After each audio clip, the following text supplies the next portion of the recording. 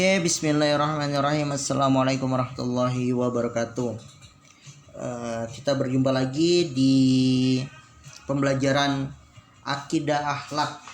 Akidah Akhlak pelajaran kelima atau materi kelima. Materi kelima, pembelajaran keempat atau bab keempat tentang akhlak terpuji satu. Isinya nanti kita akan belajar tentang tanggung jawab, kemudian tanggung jawab, bijaksana, kemudian sikap bijaksana dan sikap adil. Oke. 8 September 2020. Oke, tujuan pembelajaran.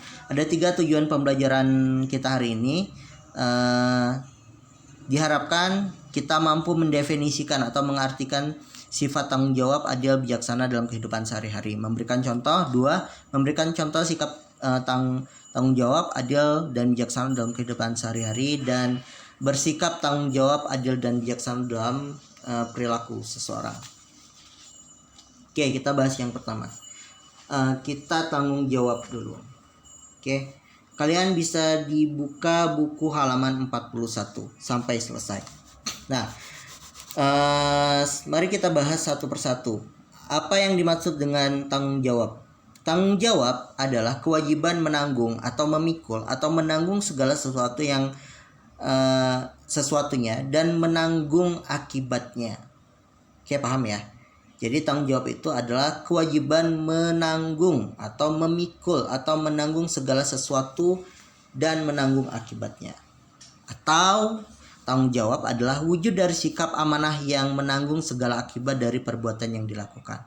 Jadi tanggung jawab itu adalah sikap yang mau menanggung akibat dari sesuatu yang kita lakukan. Oke, sederhananya seperti itu. Nah, bagaimana cara menumbuhkan sikap tanggung jawab? Cara menumbuhkan sikap tanggung jawab dalam kehidupan kita adalah selalu ingat kepada Allah Subhanahu wa taala bahwa segala perbuatan yang dilakukan di dunia akan diminta pertanggungjawaban nanti kelak di akhirat.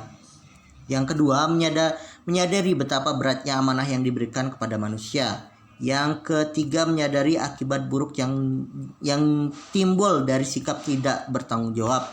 4, berani mengakui kekurangan diri sendiri. Kelima, siap menerima resiko apapun dari kesalahan yang kita lakukan. Ini adalah sikap tanggung jawab atau ini adalah cara menumbuhkan sikap tanggung jawab dalam diri kita dalam kehidupan sehari-hari. Selalu ingat kepada Allah, menyadari betapa berat amanah yang diberikan kepada manusia, menyadari sikap buruk, berani mengakui kekurangan diri, siap menerima resiko. Ini adalah contoh tanggung jawab. Nah, dalam Quran surah Al-Mudaththir, Allah Subhanahu wa taala berfirman, "Kullu nafsin bima kasabat rohinah." Tiap-tiap diri bertanggung jawab atas apa yang telah diperbuatnya. Maka agama kita sangat amat tegas. Setiap orang harus bertanggung jawab atas dirinya sendiri. Apapun itu, baik dosa maupun apapun itu, Allah memberikan ganjaran sesuai dengan perbuatan manusia. Dalam surat ini jelas. Jadi setiap manusia itu diberikan tanggung jawab atas dirinya sendiri, dan dia akan mempertanggungjawabkan apa yang dia perbuat. Nah, manfaat sikap tanggung jawab dalam kehidupan sehari-hari ini, yang pertama, orang yang bertanggung jawab dapat dipercaya orang lain. Sangat dapat dipercaya orang lain. Kedua, menjadi manusia yang berguna bagi orang lain, bagi manusia lain atau bagi nusa dan bangsa. Dan ketiga, memperoleh pahala dari Allah Subhanahu wa taala. Sudah dapat dipercaya, misalnya kalau kita tidak tanggung jawab dengan sesuatu yang diamanahkan kepada kita, misalnya tidak mengerjakan PR, maka 1 kali 2 kali tidak mengerjakan PR, maka akan dicap anak yang tidak pernah mengerjakan PR. Dan kalau kita mengerjakan PR itu dengan tepat waktu, dengan baik, mengerjakan tugas itu dengan tepat waktu, dengan baik, maka suatu saat kita tidak mengerjakan PR, lupa atau apapun itu, maka kita akan bisa dianggap dengan mungkin dia lupa. Guru akan menganggap mungkin dia lupa, mungkin ada sesuatu halangan. Tapi kalau misalnya kita sudah tidak mengerjakan PR dari awal sampai akhir, maka kita tidak akan mendapat kepercayaan, atau guru atau yang memberikan tugas tidak akan percaya dengan alasan apapun yang kita berikan. Oke. Nah, ini adalah contoh sikap tanggung jawab dalam kehidupan sehari-hari. Misalnya seorang anak kecil bermain dengan alat permainannya. Setelah selesai bermain, dia diminta oleh orang tuanya agar menata dan mengembalikan alat-alat bermain di tempat semula. Nah, ini adalah, dan dia melaksanakan perbuatan itu. Ini adalah contoh sikap tanggung jawab. Bayangkan ketika anak kecil ini tidak menjalankan tanggung jawabnya, ketika dia main begitu saja, kemudian tidak dibereskan lagi, maka pada keesokan harinya atau hari-hari berikutnya orang tua tidak akan mengizinkan dia main lagi. Atau misalnya kita izin kepada orang tua, saya mau main keluar rumah, saya akan pulang sebelum zuhur, atau saya akan pulang sebelum asar.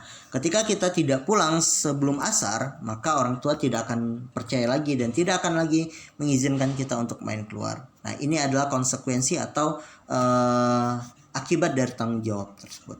Yang kedua, contohnya adalah ketika ada seorang teman kalian meminjam buku perpustakaan, setelah habis waktunya, waktu hari dikembalikan, atau ketika menggunakan buku perpustakaan ada halaman-halaman yang sobek, maka ia menggantinya.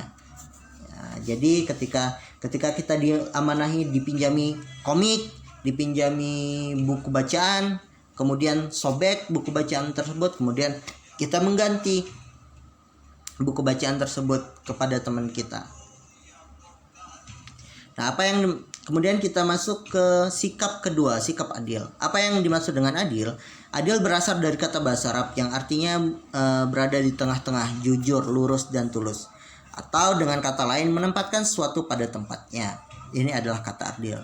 Adil terbagi menjadi 3. Arti adil terbagi menjadi 3. Yang pertama, menempatkan sesuatu pada tempatnya. Yang kedua itu adil yang berarti sama. Yang ketiga, adil yang berarti seimbang. Nah, contoh adil yang menempatkan sesuatu pada tempatnya adalah contoh seorang hakim yang atau seorang hakim atau seorang penguasa yang memutuskan sesuatu pada tempatnya. Misalnya pada halaman 43 di buku kalian itu contohnya, lawan kata adil adalah kezaliman. Pelanggaran terhadap hukum Allah merupakan suatu ketidakadilan. Bagaimana cara memakmurkan bumi dan mengelola sumber daya alam?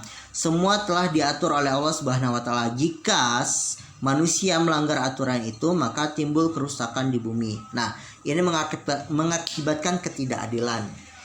Kemudian kesewenang-wenangan adalah bentuk ketidakadilan. Jika ada pengusaha yang sewenang-wenang terhadap rakyatnya, maka penguasa yang sewenang-wenang terhadap rakyatnya, maka ia telah berbuat zolim. Penguasa yang zolim akan memberlakukan hukum sesuai dengan kehendaknya. Penguasa yang zolim ialah penguasa yang hanya mementingkan golongan atau kelompoknya. Ia tidak akan senang jika ada orang yang memberikan nasihat kepadanya. Ia akan menyingkirkan orang-orang yang tidak sepakat dengannya. Ini adalah contoh-contoh menempatkan sesuatu pada tempatnya. Jika kita sebagai penguasa, maka kita harus berlaku adil dengan menempatkan kebijakan kita pada tempatnya. Oke. Yang kedua, adil yang berarti sama. Adil yang berarti sama adalah memperlakukan manusia atau manusia satu dengan lainnya sama. Misalnya, kita tidak perlu membeda-bedakan antara orang ras tertentu, antara orang Cina, orang Amerika, orang negro, semuanya sama di hadapan Allah Subhanahu wa taala dan tidak pernah dibeda-bedakan.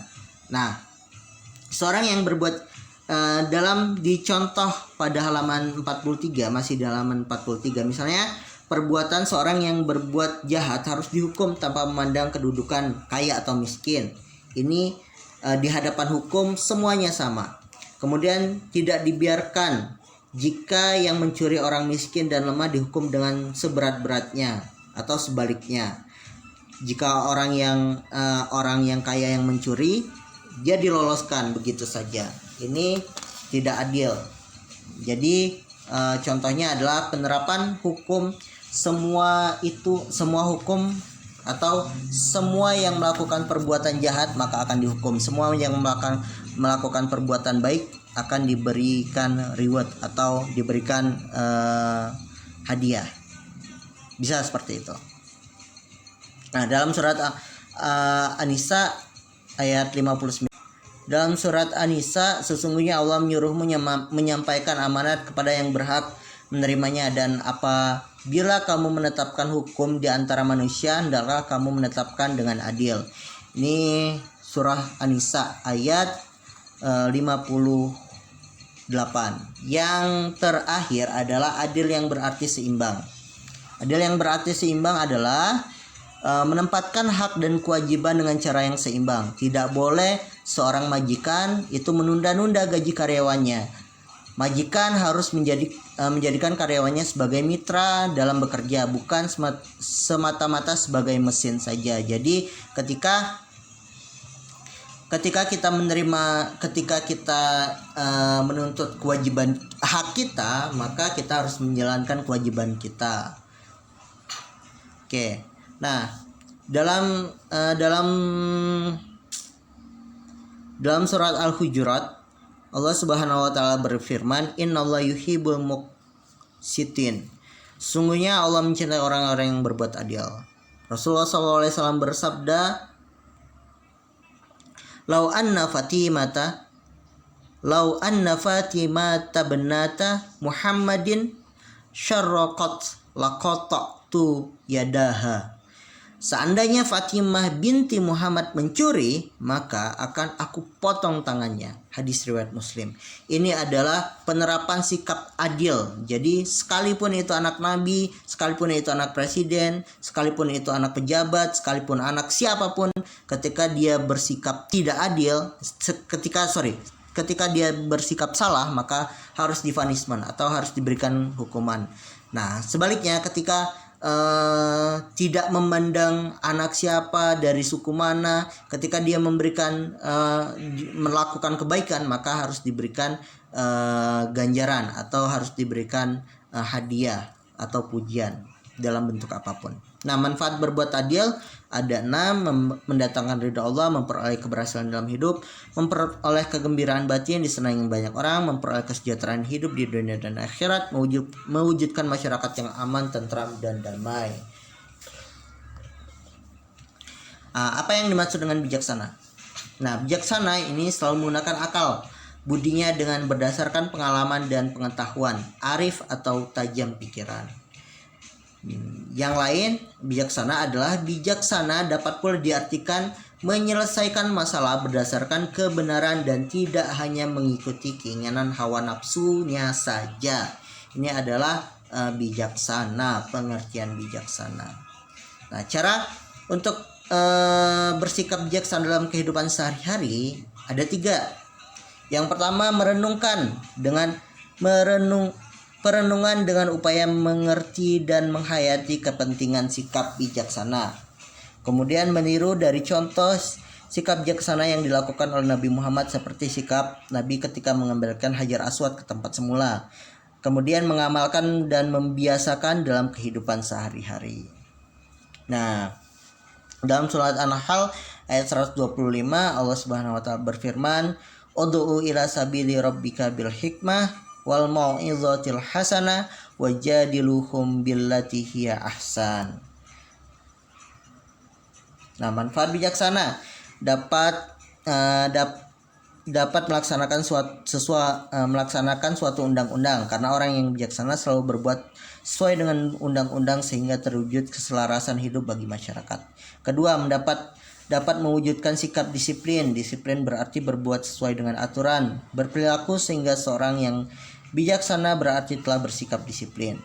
3, dapat menegakkan sesuatu yang hak atau yang benar, karena perilaku bijaksana akan menimbulkan kebaikan dan kebaikan akan menghasilkan kebenaran. Yang keempat, dapat melaksanakan kewajiban, karena seorang yang bijaksana selalu mengutamakan pelaksanaan kewajiban daripada menuntut hak. Yang kelima, dapat mewujudkan sikap adil karena orang yang bijaksana secara otomatis bersikap adil. Keduanya merupakan sifat yang saling berhubungan dan tidak dapat dipisahkan. Oke, contoh sikap bijaksana adalah ketika kisah Nabi Muhammad SAW mendapat gelar Al-Amin dari kaum kafir Quraisy saat merenovasi Ka'bah. Nah, pada kesempatan itu orang Quraisy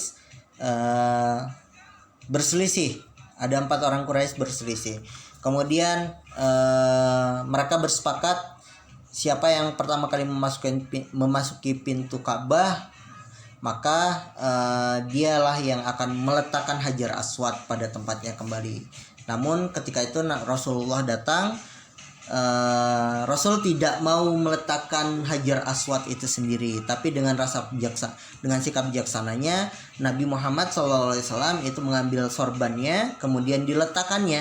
Nabi Muhammad yang meletakkan Hajar Aswad itu ke sorban, kemudian 4 orang kafir Quraisy, pembesar kafir Quraisy ini membawa sorban yang berisi Hajar Aswad tersebut ke Ka'bah yang sudah direnovasi. Ini adalah Rasulullah tidak mengutamakan dirinya sendiri, tapi bagaimana Rasulullah mengutamakan kepentingan 4 orang ini agar mereka sama-sama puas, mereka sama-sama senang atas